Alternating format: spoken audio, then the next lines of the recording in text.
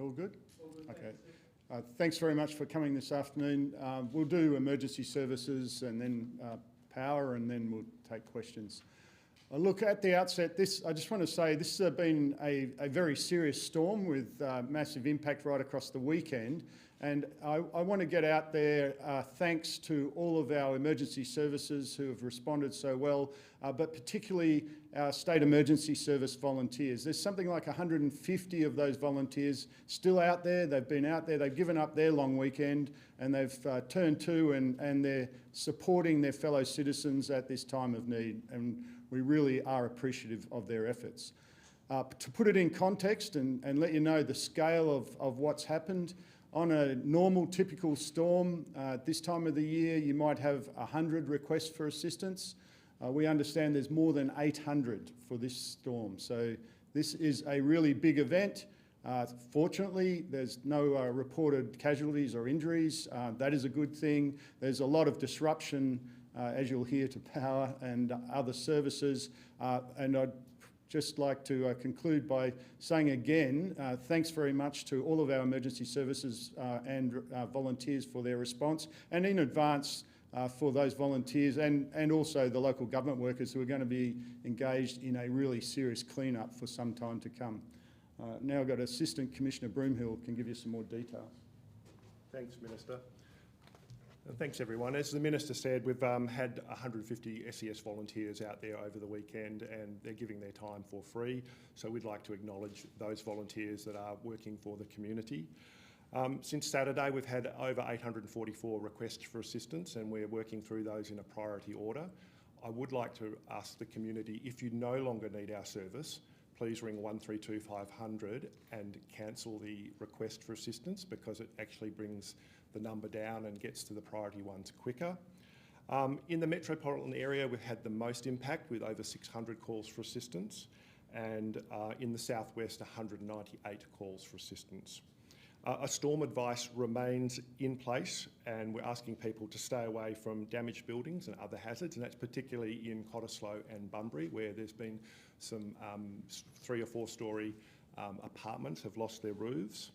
And as far as storm advices go, we ask people to monitor the conditions around them and make sure that they're making sensible decisions. I'm urging travellers this afternoon who are returning from the long weekend to take extra care on the road and drive to the conditions. If you do need the SES, call 132 500. The other way people can keep up to date is by having a look on Emergency WA app and checking the Emergency WA website. I'll now hand to Minister. Thank you. First of all, in particular to the Western Power crews and the contractors who have been out making safe power infrastructure and supporting the community to be reconnected. We've seen this severe weather experienced over the last 24 hours has caused significant damage across the network. BOM has confirmed that this is one of the most powerful storms systems that we've experienced in a number of decades, and destructive winds have thrown debris onto power lines and brought power lines down. You've seen from many of the pictures how destructive this storm has been, and therefore the impact that it's had across the system. Helicopters have been deployed to fix transmission lines in regional areas, in particular Albany and Sawyers Valley, where lines were down. Extra crews have been brought on this weekend, and contractors have also been brought on. Safety is the number one concern. Making sure that our Western Power crews are safe and that hazards are made safe is the priority. There still remains around 200 hazards on the system that still need to be made safe. So it's important that if you see any power infrastructure that is damaged or fallen down, do not touch it. Make sure you call Western Power. The latest figure shows that 34,000 are currently without power. Overall, through this event, 160,000 households lost power at least one time, and about 135,000 have been restored overnight. That is an incredible turnaround, and I really want to thank those crews, the Western Power's crews, who are working in the dark in some terrible conditions to make sure that people were reconnected with power. So the worst affected areas include Wellard, Rivervale, Hamilton Hill and some areas in Perth, and Donnybrook, Quarramup and Yallingup in the southwest. As I said, I want to thank the community for their patience. You've seen how destructive this storm, this weather event has been to the power network. It will take some time to restore some of those remaining households, and we thank the community for their patience. And the number one priority is making sure that Western Crew powers are safe and the community is safe.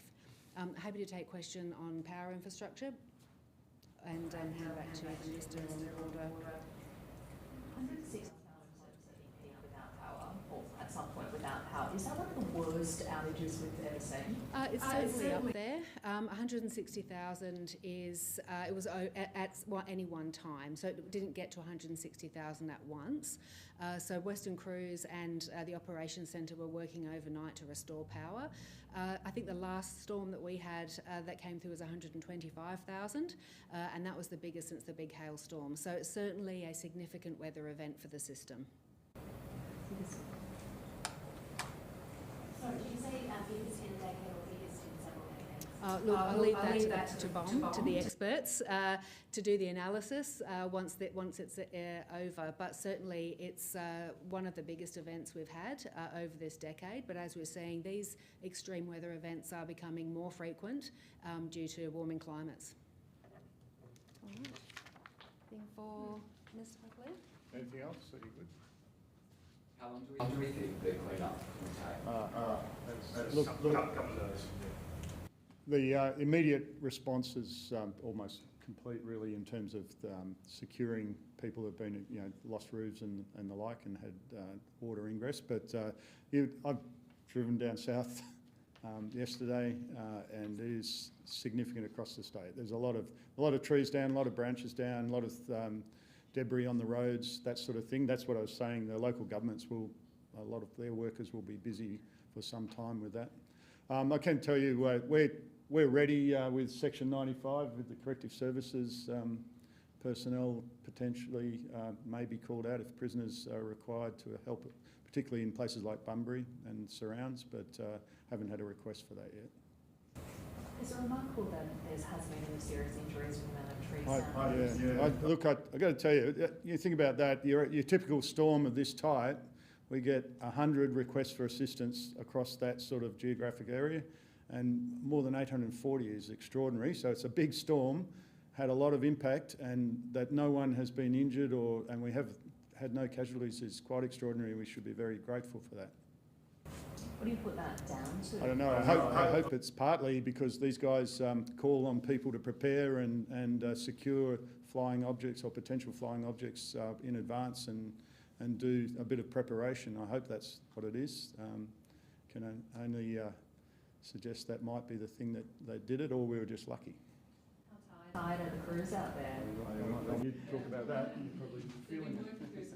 Yeah, they have. As the Minister said about the Western Power Crews, they're working in awful conditions, in wind and rain, and it's very cold, and they're tired, but we're feeding them and keeping their spirits up. But they're resilient people, they're volunteers that have been around a long time, they're hardened, but they're working hard. So at the start of winter though. I know, be ready.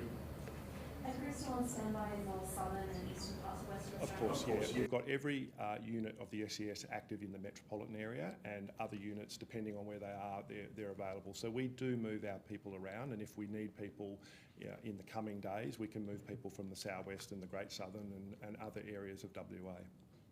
Those communities in the southern and eastern parts of WA need to still be prepared. Of course, everyone should be up to date on Emergency WA and watching what our warnings are. And I've got to compliment the community for reading the warnings and being prepared, because a large part of the good result we've got is people's preparation. Any questions for Zane from Western Power just on the restoration process? Through some of those conditions that your crews have been working through? Yeah, look, it's been a really challenging couple of days for the teams.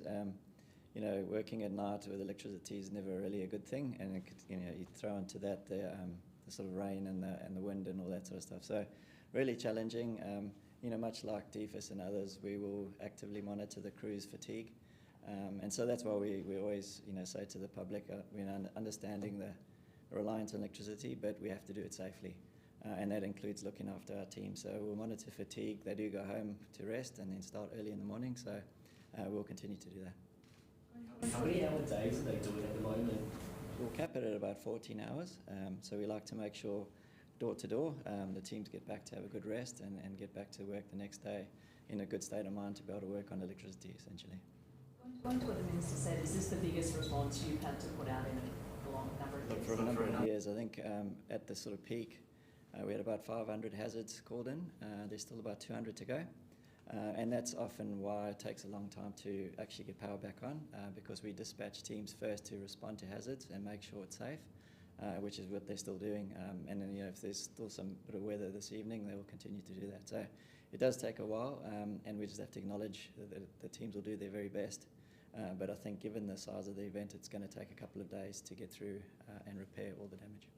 People need to be patient who have their power off because you're fixing issues to life and health. Absolutely. So we do prioritise to make sure the most vulnerable are looked after first. But as always, really appreciate the community's patience. Certainly with our field crews and the teams that look after our call centre, they're at the front line.